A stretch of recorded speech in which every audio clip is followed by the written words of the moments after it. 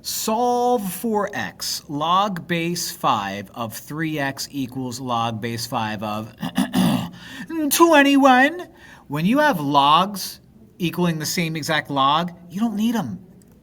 So 3x equals 21. Divide by 3, x equals 7.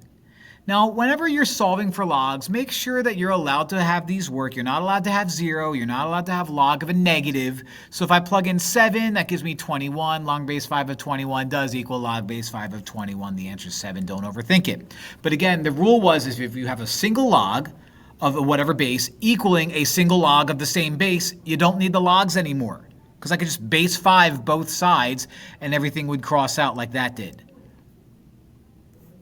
Make sense? Comment yes.